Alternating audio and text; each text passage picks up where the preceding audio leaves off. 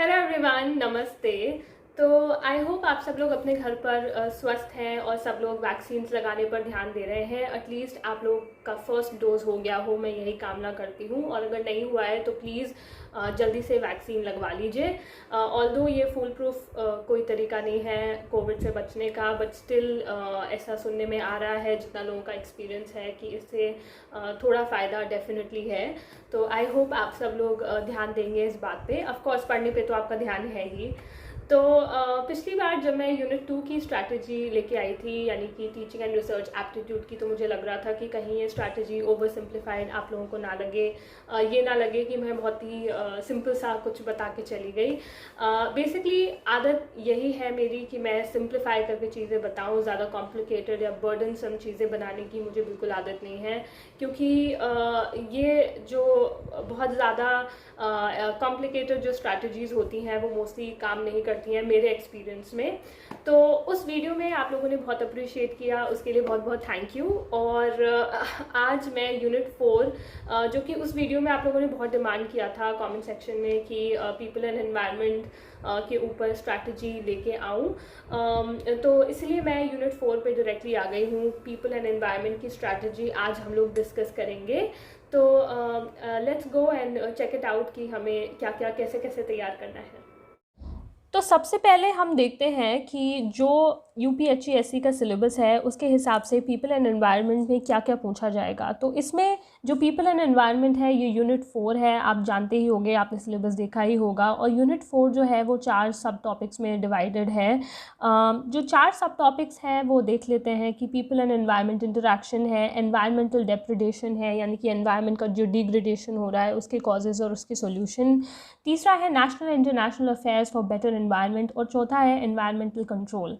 अब ये जो एक्चुअली सब टॉपिक्स दिए हुए हैं ये बहुत ही ज़्यादा वेग है, इससे कुछ मालूम नहीं पड़ता कि क्या पढ़ना है और क्या नहीं पढ़ना चाहिए, क्योंकि एनवायरनमेंट इतना वास्ट टॉपिक है अपने आप में कि ये आपको ज़रूर डायरेक्टली बताना चाहिए कि कितना हमें पढ़ना है और कितना नहीं पढ़ना है। तो मैं समझ सकती हूँ कि आप लोग जो पीपल एंड एनवायरनमेंट के लिए परेशान हैं, आपको ये इसीलिए लग रहा है क्योंकि बहुत ही वेग दिया हुआ है यहाँ पे सिलेबस। तो मैं अपनी स्ट्रैटेजी डिस्कस करने से पहले यहाँ पे प्रीवियस ईयर जो एनवायरनमेंट से क्वेश्चंस पूछे गए हैं उनको लेके आई हूँ। सारे क्वेश्चंस ऑफ कोर्स मैं नहीं लाई हूँ, बट कुछ क्वेश्चंस एज एन एग्जांपल मैं आपको दिखाने के लिए लेके आई हूँ कि किस तरीके के क्वेश्चंस पूछे जाते हैं। तो पहला क्वेश्चन, ये जो क्वेश्चन है ये 5 जनवरी के पेपर में पूछा गया था, जो 2019 का पेपर था, एडवर्टीजमेंट नंबर 47। तो ये क्वेश्चन पूछा गया था कि एनवायरनमेंट मीन्स। तो ये बहुत ही ज़्यादा बेसिक क्वेश्चन है। क्वेश्चन पूछ रहा है कि पर्यावरण का अर्थ क्या है। तो ये क्वेश्चन अगर आपको इनके आंसर्स देखने हैं, एक्सप्लेनेशंस देखने हैं, तो आप प्रीवियस ईयर क्वेश्चन के जो वीडियोज़ हैं ऊपर आई बटन में मैं इसका लिंक भी डाल दूँगी, तो आप वहाँ पर देख सकते हो। तो ये क्वेश्चन बहुत ही ज़्यादा बेसिक है और ये पूछा गया था पिछले एग्ज़ाम में। उसके अलावा जो क्वेश्चन पूछा गया था वो ये था कि in which list wild animals and birds was added as an entry by the 42nd amendment of the constitution. यानी कि पूछ रहे हैं कि वन्य पशुओं और पक्षियों को कौन सी सूची में शामिल किया गया था bye the 42nd amendment act. तो क्वेश्चन ये पूछ रहा है, ये एक्चुअली पॉलिटी से भी रिलेटेड है। अगर आप पॉलिटी में अमेंडमेंट्स पढ़ोगे तो आप ये भी ध्यान दोगे ऑब्वियसली। तो एक ये क्वेश्चन पूछा गया था। नेक्स्ट क्वेश्चन जो पूछा गया था एनवायरनमेंट से वो ये था कि high court of which state declared itself as the legal guardian of cows in the state. यानी कि किस प्रदेश के उच्च न्यायालय ने अपने आप को प्रदेश में गायों का विधिक संरक्षण घोषित किया है।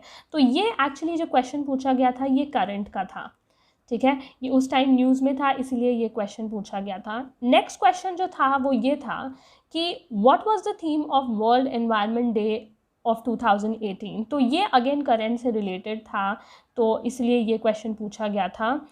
नेक्स्ट क्वेश्चन जो पूछा गया था वो ये था कि who has been appointed as the new chairperson of National Green Tribunal NGT in 2018। Again ये करंट से पूछा गया है क्योंकि उस टाइम पे जो एनजीटी के चेयरमैन थे वो नए चुने गए थे, तो ये करंट से क्वेश्चन आया था, ठीक है। अब नेक्स्ट क्वेश्चन जो है ये एज एन एग्जाम्पल मैं लेके आई हूँ। ये 12 जनवरी को जो फेज़ हुआ था 2019 के एग्ज़ाम का, एडवर्टीजमेंट सेम 47 का ही, उसका क्वेश्चन है। तो यहाँ पे क्वेश्चन पूछ रहा है which of the following is not covered under the climate action plan of the government of India, यानी निम्नलिखित में से कौन भारत सरकार की क्लाइमेट एक्शन प्लान का अंतर्गत शामिल नहीं है। तो अगेन ये जो क्वेश्चन है ये बेसिकली इंडिया के जो एफर्ट्स हैं अपने क्लाइमेटिक चेंज को बचाने के लिए उसके ऊपर ये क्वेश्चन है। तो अगेन ये पूछा गया था। नेक्स्ट क्वेश्चन जो 12 जनवरी 2019 के एग्जाम में पूछा गया था वो ये था कि which of the following is related mainly related with the control of ozone depletion. तो ओजोन डिप्लीशन आप जानते हैं ग्लोबल वार्मिंग और ग्रीन हाउस इफेक्ट जो होता है इससे रिलेटेड है। तो ये क्वेश्चन पूछा गया था। तो बेसिकली ये जो पुराने क्वेश्चंस हैं ये देखने से हमें क्या मालूम पड़ता है, ये सिर्फ मैंने एग्जाम्पल के तौर पर आपको यहाँ पे दिए हैं। फर्स्ट चीज़ जो आपको ये याद रखनी है वो ये है कि यहाँ पे एनवायरनमेंट में करंट बहुत ज़्यादा ज़रूरी है। ठीक है, करंट इसलिए ज़रूरी है क्योंकि करंट में काफ़ी सारी जो न्यूज़ होती हैं वो एनवायरनमेंट से रिलेटेड आती हैं, जैसे कि कोई नया नेशनल पार्क डिक्लेयर हुआ है या कोई नई बायोस्फीयर रिजर्व डिक्लेयर हुआ है या फिर कोई नया समिट हुआ है, जैसे कि UNFCCC के समिट होते रहते हैं वो कहाँ पे हुआ है। तो इस तरीके की जो न्यूज़ है जो करंट में रहते हैं वो एनवायरनमेंट में बहुत ज़्यादा ज़रूरी है। तो पहली चीज़ तो ये है कि आपको करंट अफेयर्स ज़रूर पढ़ने हैं जो भी एनवायरनमेंट से रिलेटेड है। तो उसके लिए तो आपको परेशान होने की ज़रूरत ही नहीं है क्योंकि आप ऑलरेडी जो यूनिट 1 है जो करंट अफेयर्स के ऊपर है आप उसे प्रिपेयर करोगे ही। तो ये आपके करंट अफेयर्स वहीं पे प्रिपेयर हो जाएंगे। ठीक है, दूसरी चीज़ वो ये है जो मुझे एज अ स्ट्रैटेजी बतानी है वो ऑफ कोर्स ये दोबारा से सिलेबस मैंने दिया हुआ है। तो जो दूसरी चीज़ है वो ये है कि आपको जो प्रीवियस ईयर जो UGC नेट के जो एग्ज़ाम में पीपल एंड एनवायरनमेंट के पोर्शन से जो क्वेश्चंस पूछे गए हैं वो करने हैं। अब ये जो स्ट्रैटेजी है वो हमारी यूनिट 2 से काफ़ी ज़्यादा मेल खाती है क्योंकि जब मैं टीचिंग एंड रिसर्च एप्टीट्यूड की स्ट्रैटेजी बता रही थी तभी मैंने ये बोला था कि UGC नेट में और इसमें ये समानता है कि ये दोनों चीज़ें दोनों में सिमिलर हैं। तो आपने जब नेट की प्रिपरेशन करी होगी तो डेफिनेटली आपने टीचिंग एंड रिसर्च एप्टीट्यूड भी पढ़ा होगा और जब आपने नेट की प्रिपरेशन करी होगी तो आपने एनवायरनमेंट वाला पोर्शन भी पढ़ा होगा। तो जो एनवायरनमेंट से रिलेटेड क्वेश्चन UGC नेट में प्रीवियस ईयर्स में पूछे गए हैं वो आपको डेफिनेटली करने हैं क्योंकि वो बहुत ज़्यादा इस एग्ज़ाम के लिए ज़रूरी हो जाते हैं क्योंकि ये कॉमनली आस्क्ड क्वेश्चंस हैं। तो दो चीज़ें मैंने अभी तक आपको बता दी हैं। दो चीज़ें हैं, फर्स्ट ऑफ ऑल आपको करंट पे ध्यान देना है। करंट यानी कि जो भी एनवायरनमेंट से रिलेटेड जो न्यूज़ रही है पास्ट 8 to 6 मंथ्स में वो आपको ध्यान रखनी है। और सेकेंड चीज़ ये है कि UGC नेट के जो प्रीवियस ईयर क्वेश्चंस हैं जो PYQs हैं उनको आपको ध्यान रखने हैं। आप स्पेशली एनवायरनमेंट से रिलेटेड जो क्वेश्चंस पूछे गए हैं वो आपको ध्यान में देना है। ठीक है, इसके बाद जो तीसरा पॉइंट मुझे बताना है वो ये है कि टीचिंग एंड रिसर्च एप्टीट्यूड के बारे में जब मैं बता रही थी तो मैंने आपको एक बुक का नाम बताया था, वो है KVS मदान। ठीक है, KVS मदान में मैंने आपको बताया था कि ये एक्चुअली UGC नेट के लिए ये बुक बनाई गई है और इसमें बहुत सारे MCQs दिए हैं डिफरेंट यूनिट से रिलेटेड। तो KVS मदान में of course teaching and research aptitude का तो पोर्शन है ही साथ KVS मदान में एनवायरनमेंट का भी पोर्शन दिया हुआ है। तो अगर आपके पास KVS मदान है तो आपको कोई और बुक लेने की ज़रूरत नहीं है, आप KVS मदान से ही पढ़ो ये वाला पोर्शन। ठीक है, तो ये तीसरी चीज़ मुझे आपको बतानी थी क्योंकि KVS मदान बहुत ही हैंडी है इस मामले में कि इसमें प्रीवियस ईयर जो भी एनवायरनमेंट से रिलेटेड UGC नेट में क्वेश्चंस पूछे गए हैं वो आपको ईजिली मिल जाएंगे और आप वहीं से उसे प्रिपेयर कर सकते हो। अगर आपके पास KVS मदान बुक नहीं है तो आप उसका सॉफ्ट कॉपी भी बाय कर सकते हो अमेज़ॉन किंडल पे, आपको कम प्राइस पे मिल जाएगा। आजकल तो सॉफ्ट कॉपी पे पढ़ना काफ़ी ज़्यादा आसान हो गया है, तो अगर आप वो कर सकते हो, नहीं तो आप हार्ड कॉपी खरीद सकते हो। मैं ज़्यादा बुक्स लेने के लिए नहीं बोलूँगी क्योंकि मैंने इस बुक को रेकमेंड किया था टीचिंग एंड रिसर्च एप्टीट्यूड में, तो इसीलिए मैं इसे एनवायरनमेंट के लिए भी रेकमेंड कर रही हूँ। ठीक है, तो अभी तक मैंने आपको 3 चीज़ें बताई हैं। पहली चीज़ ये कि आपको करंट पे ध्यान देना है, तीसरी चीज़ ये UGC नेट के प्रीवियस ईयर क्वेश्चंस आपको ध्यान में देने हैं और वो जो प्रीवियस ईयर क्वेश्चंस हैं वो आपको KVS मदान की बुक में मिल जाएंगे। ठीक है, अब जो नेक्स्ट चीज़ है वो ये है कि आपको कुछ ऐसी चीज़ों का ध्यान रखना है जो बहुत ही ज़्यादा कॉमनली एनवायरनमेंट में पूछी जाती हैं। ठीक है, जैसे कि कुछ ऐसे जनरल टर्म्स जो बहुत ही ज़्यादा प्रीवियस ईयर्स में डिफरेंट एग्जाम्स में पूछे गए हैं, जैसे कि जो यूपीएचसीएससी का ही एग्ज़ाम है, जैसे कि इसमें पूछा गया था कि इकोसिस्टम क्या है। अभी हमने प्रीवियस ईयर क्वेश्चन डिस्कस किया, उसमें पूछा गया था इकोसिस्टम मीन्स, ठीक है। तो आपको पता होना चाहिए कि इकोलॉजी क्या होता है, इकोसिस्टम क्या होता है, दोनों में डिफरेंस क्या होता है। तो ऐसी जो बेसिक चीज़ें आपको मालूम होनी चाहिए। ये जो दो चीज़ें हैं ये मैंने ऑलरेडी एक जो पीपल एंड एनवायरनमेंट के ऊपर वीडियो बनाई थी उसमें डिस्कस किया हुआ है। दूसरी चीज़ ये कि इकोलॉजी जो टर्म है वो किसने दिया है, इकोसिस्टम जो टर्म है वो किसने कॉइन किया है। अगर आपको मालूम है तो आप इसे कमेंट सेक्शन में बता सकते हो, आपको रिविजन हो जाएगा। तो इस तरीके जो टर्म्स हैं जो बहुत ही ज़्यादा कॉमनली एग्जाम्स में आते हैं वो आपको याद होने चाहिए, जैसे कि बायोटिक एंड एबायोटिक क्या होता है, हैबिटेट का डेफिनेशन क्या है, नीश क्या होता है, हैबिटेट और नीश में क्या डिफरेंस है, यूट्रोफिकेशन क्या होता है, बायोमैग्निफिकेशन क्या होता है। ये जो दोनों कॉन्सेप्ट्स है ये अगेन मैंने पीपल एंड एनवायरनमेंट पे जो एक वीडियो बनाई थी उस पर डिस्कस कर रखा है। टर्म्स जैसे कि पायरोलिसिस क्या होता है, कोरल ब्लीचिंग क्या होता है, ये आपको मालूम होना चाहिए। और भी बहुत सारे ऐसे टर्म्स हैं जैसे कीस्टोन स्पीशीज़ क्या होती हैं, कीस्टोन स्पीशीज़ आपको मालूम ही होगा, बहुत ही ज़्यादा इंपॉर्टेंट होती है। इकोटोन क्या होता है, बायोम क्या होता है, या फिर स्मॉग क्या होता है। ये सारे जो टर्म्स हैं ये बहुत ही ज़्यादा इंपॉर्टेंट हैं। और जैसे ट्रॉफिक लेवल्स क्या होता है, ट्रॉफिक लेवल दोबारा मैंने बहुत अच्छे से पीपल एंड एनवायरनमेंट पे जो एक वीडियो है वहाँ पे डिस्कस कर रखी है। ये जो सारे जो जनरल टर्म्स हैं आपको एक्चुअली इस पे ध्यान रखना है, और अगेन आपको इसके लिए कोई नई बुक लेने की ज़रूरत नहीं है। ये सारे टर्म्स मैंने चेक कर लिया है, ये KVS मैदान में दिए हुए हैं। हो सकता है कि कुछ डेफिनेशंस बहुत अच्छे से प्रिपेयर्ड या फिर इसमें एक्सप्लेन्ड ना हो, पर आपको उसके लिए ज़रूरी नहीं है कि आप पूरी एक नई बुक खरीदो। आप आराम से गूगल भी कर सकते हो, आप हेल्प ले सकते हो, कोई वीडियोस देख सकते हो यूट्यूब पे कॉन्सेप्ट्स को क्लियर करने के लिए। तो ये जो जनरल टर्म वाला हिस्सा है वो आपका इसी बुक से KVS मैदान से पूरा हो जाएगा।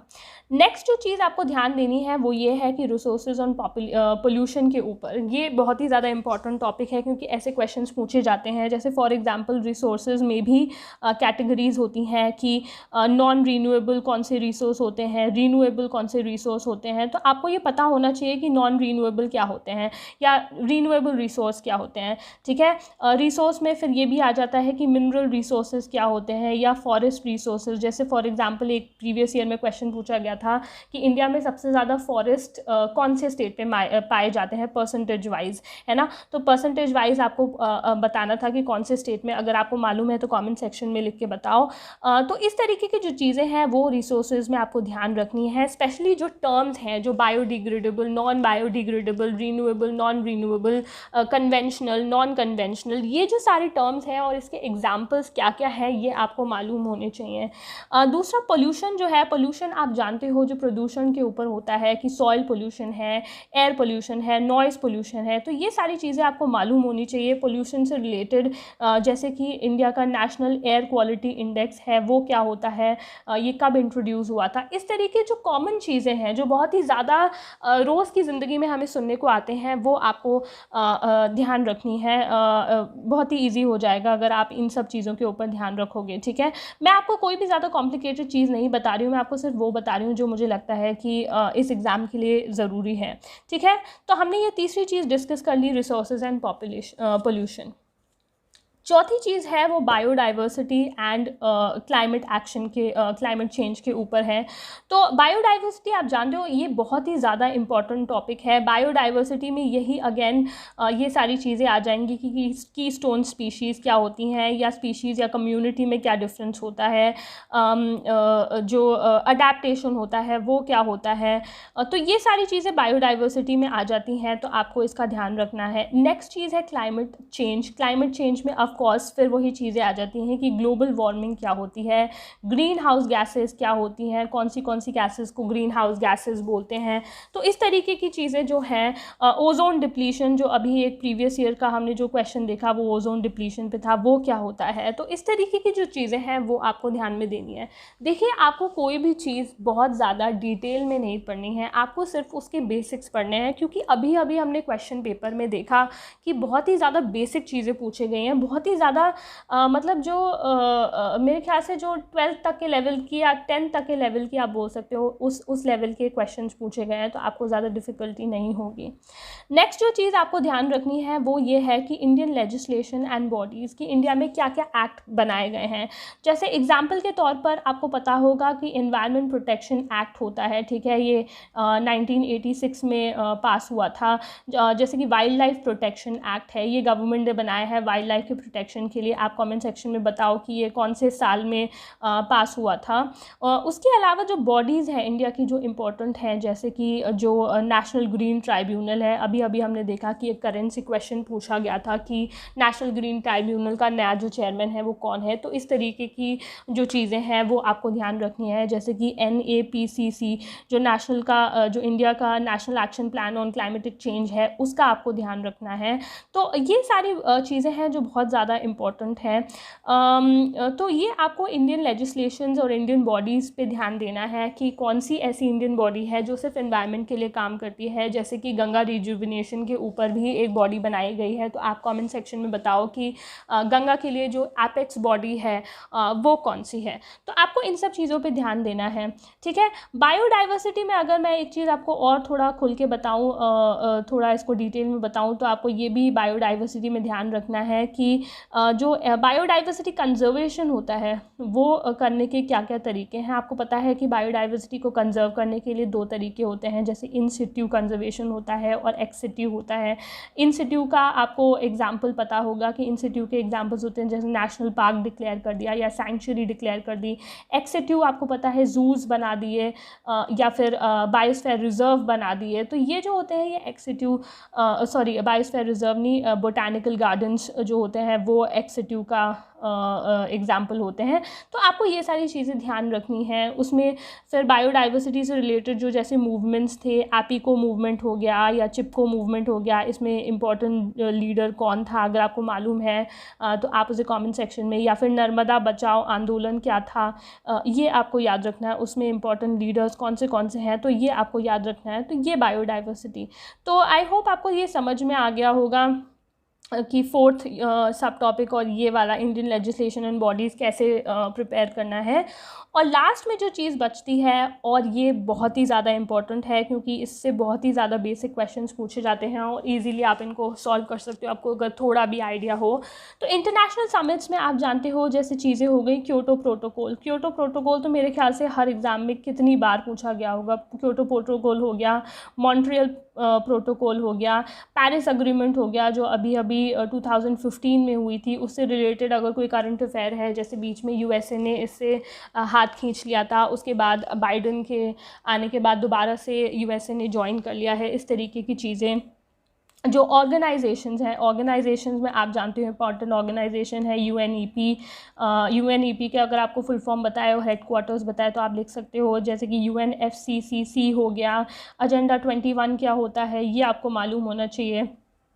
टर्म्स जैसे कि जो क्योटो प्रोटोकॉल में यूज़ होते हैं, कार्बन फुटप्रिंट हो गया या कार्बन क्रेडिट हो गया, वो क्या होता है, तो ये सब आपको पता होना चाहिए। तो आई होप आपको इन चीज़ों से फ़ायदा मिला हो। लास्ट चीज़ जो मुझे कहनी थी वो ये थी कि देखिए UPHESC के एग्ज़ाम में सिर्फ 30 क्वेश्चंस GS के पोर्शन से आएंगे और वो 30 क्वेश्चंस भी 6 यूनिट्स में से पूछे जाएंगे जो कि आपको मालूम है। तो हर यूनिट में से मैक्सिमम 5 क्वेश्चंस पूछे जाएंगे, 5 या मैक्सिमम 6 क्वेश्चंस पूछे जाएंगे। और हमने जितने भी अभी तक प्रीवियस ईयर के क्वेश्चंस डिस्कस किए हैं, जो पिछले साल जो पिछली बार का एग्ज़ाम हुआ था, उसमें हमने देखा है कि अगर 5 क्वेश्चंस भी पूछे गए हैं एनवायरनमेंट के पोर्शन से, तो उसमें से सिर्फ 3 क्वेश्चंस हैं वो करंट से आए हैं और बाकी शायद 2 क्वेश्चंस बेसिक क्वेश्चंस पूछे गए हैं। तो इस बात को मद्देनज़र रखते हुए ही आपको टाइम देना है पीपल एंड एनवायरनमेंट की थ्योरी को। ज़्यादा टाइम इस पर देखें क्योंकि इसका कॉस्ट बेनिफिट रेशो अच्छा नहीं है, तो इतना ज़्यादा टाइम आप उस पर ना दीजिए। आप ज़्यादा परेशान मत हो। और मेरे हिसाब से अगर आप एक बुक को ही फॉलो करेंगे, कोई भी अच्छी बुक, अगर आप KVS मैदान ले रहे हैं तो अच्छी बात है, नहीं तो आप कोई भी बुक लेंगे तो वो इनफ रहेगी। बाकी आपको सिर्फ प्रीवियस ईयर जो क्वेश्चंस हैं जो डिफरेंट एग्ज़ाम्स में पूछे गए हैं, सिर्फ उन पे ध्यान देना है क्योंकि वो बेस्ट तरीका है इस यूनिट को कवर करने के लिए। तो ये मेरी स्ट्रैटेजी थी, ये मेरा पर्सनल ओपिनियन था। अगर आप उससे सहमत नहीं हैं तो डेफिनेटली आई होप आपके पास और अच्छी स्ट्रैटेजी होगी और आप और अच्छे से पढ़ रहे होंगे। तो अगर आपको मेरा ओपिनियन चाहिए था तो ये मेरा ओपिनियन था। तो आई होप आपको इससे मदद मिली होगी। अगली वीडियो में किस चीज़ के ऊपर लेके आऊँ, किस टॉपिक के ऊपर लेके आऊँ, आप मुझे ज़रूर बताना। So until next time, take care, bye bye.